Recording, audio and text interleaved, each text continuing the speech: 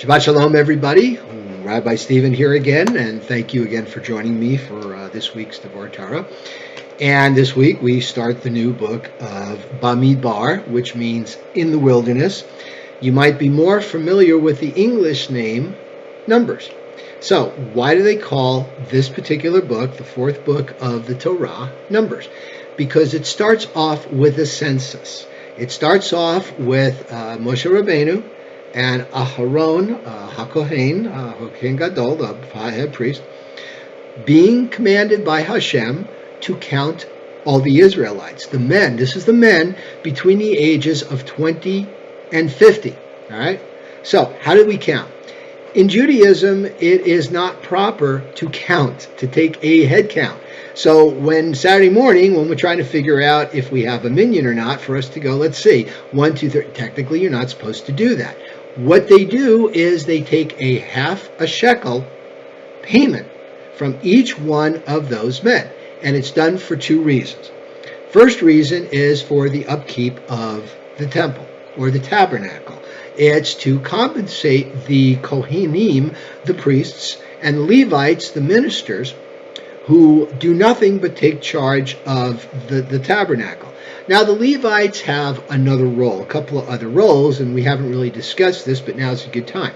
So Moshe Rabbeinu went up to Mount Sinai and got the Ten Commandments, and that's particularly relevant for the end of this week, which we'll discuss at the end of this vlog. They are commanded to teach Torah. That's what they do.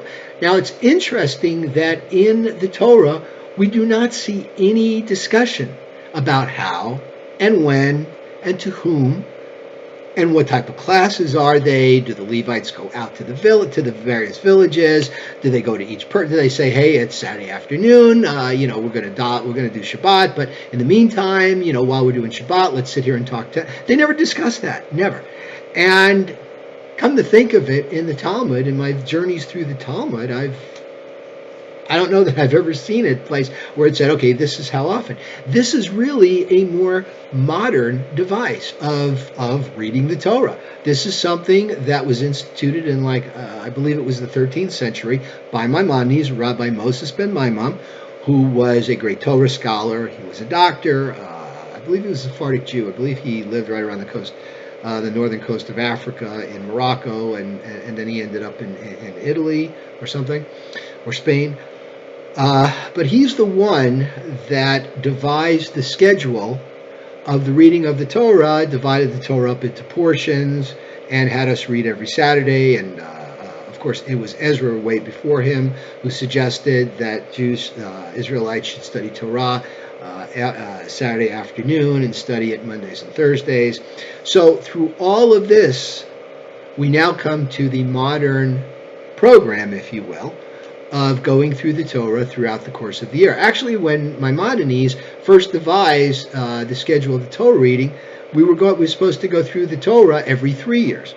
Now, some people say, well, don't conservative Jews do that now? Actually, we don't. We have something called the United Synagogue of Conservative Judaism, the Rabbinical Assembly, who's the rabbinical overwatch of conservative Judaism, declared a new schedule years ago. And basically what you do is, depending on the year, the first year of the schedule, you do the first third of a Torah portion. This next year, you do the second, the middle part of that Torah portion. And the third year, you do the last part, and you always end up with the Maftir, and then the next year, the fourth year, you go back to the schedule. And you can find that on www.hebcal.com. They have kind of a little schedule, what they call the triennial cycle. Whereas Moses ben Maimon thought that you just do a 3-year cycle. You start at Genesis, and you end up at the end of Deuteronomy 3 years later. Now, what the Israelites would do too is when they did the 3 pilgrimage festivals, they would get there and they'd read the book of Deuteronomy on Shavuot. So that's how they did it. So anyway, such as a sidebar. So you see, it's kind of like the Talmud, folks. The Talmud starts off with one subject, and then someone gets into another topic, and it goes on for a few pages. Then it goes back to, the Mishnah talks about, and goes back to it. So Jews, we love to discuss, we love to talk Torah, we love to get involved, and other segues. So the men in the wilderness were reckoned by their giving of the half shekel, and then of course they count the half shekels. They find out how many shekels they have, and then they knew how many people they had, and they did it by tribe. And they also talk about the tribes. The tribe of Judah, they had X amount of people, and the prince or the head of the tribe was, in this case, Nachman ben Amminadab. Can't remember the names.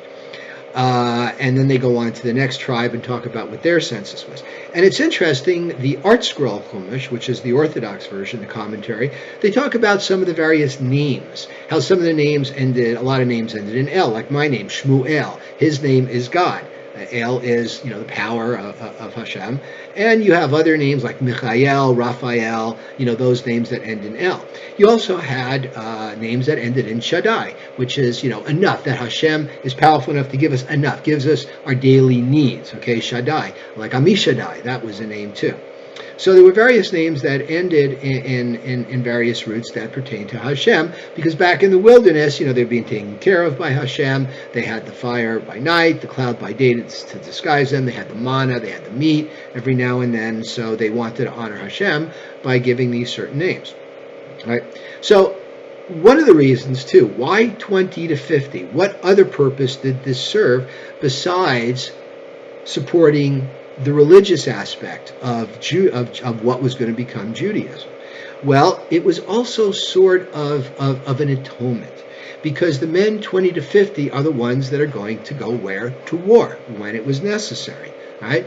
And the shekel was part of an atonement, because you know that when you go to war, you're going to end up taking a life. It's just the way it is. It's unfortunate, but if it's necessary, then you do what you have to do. And it's a horrible situation. But as Jews, we don't relish in the idea of taking a life. We don't glorify it. Remember that when the Israelites went across the Sea of Reeds, and then it closed up and swallowed the Egyptians, and yes, there was the Song of the Sea, gratitude to Hashem, Miriam the prophetess danced with some of the other women, and the angels were cheering, and Hashem looks at the angels, or discusses the angels, whatever they did, however he addressed them, and said, "Why are you celebrating? My children have died." So we're all God's children. Right now, today, the Israeli army, as we discuss this portion today, what's going on in Israel? It's Jerusalem Day. It's when, and the United States and a few other countries are moving their embassies from Tel Aviv to Jerusalem, because that's the capital, always has been. It's just that the United States decided enough of this kicking the can down the road. We're going to recognize it, as has done Guatemala and I think Bahrain, a few others. So, and the Gazans, meanwhile, are massing on the border. And what does the Israeli army do? They drop leaflets. They say, "Don't do this. What are you doing it for?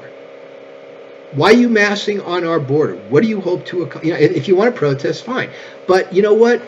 Don't be used by Hamas to engage in violence and become martyrs. There's no point. It's not going to do anything.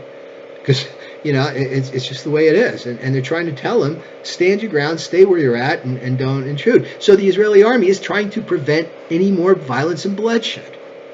People were condemning the Israeli army for picking off the terrorists. They had snipers there, sharpshooters, and they were shooting only the people that were there, not to protest peacefully, but to try an incursion into Israel. And people were condemning them, but what's the alternative? These people are breaching a border. It is illegal. If Mexico was doing that to the United States, you don't think the National Guard... You see, I'm very passionate. Let's stick to Torah. The point is that the Israeli army is trying to be as humane as possible, and try to avoid bloodshed. Right? Hence the dropping of leaflets and saying, "Please don't do this." Right? And only hurting the people that are really the ones that are causing the trouble. That's our tradition. That's who we are. All right, so a couple of minutes, let's talk a little bit about Shavuot. First of all, Tuesday, and this, as you're watching this, it would have been yesterday, Tuesday, is the new month of Sivan.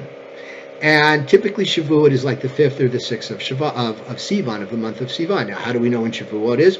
Because the second day of Pesach, we've been counting down the Omer. The Omer was the barley offering. It was the first grain harvest of the spring.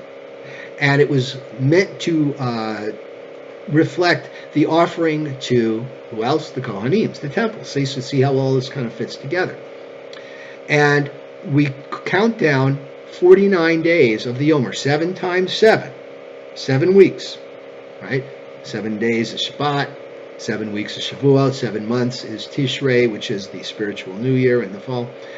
And Shavuot celebrates 2 things. Number 1, of course, it's the harvest, as we mentioned.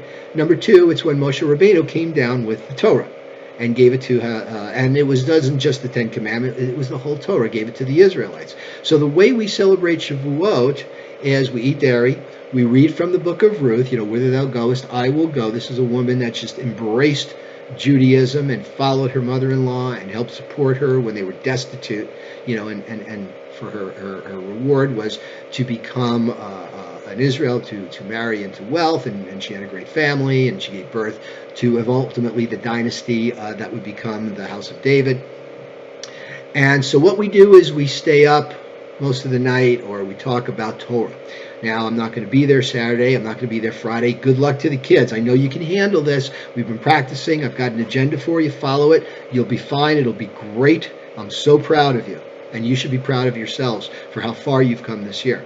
So they're going to be doing the service Friday night. Sunday, which is the last day of school on the 20th, right after break, we're going to be talking with the kids. Maybe we'll do about a half an hour. We'll tell some stories. We'll talk a little bit about Torah, and we'll observe Shavuot that way. Please join us. Thanks again for listening. Shabbat Shalom. And thanks again for listening.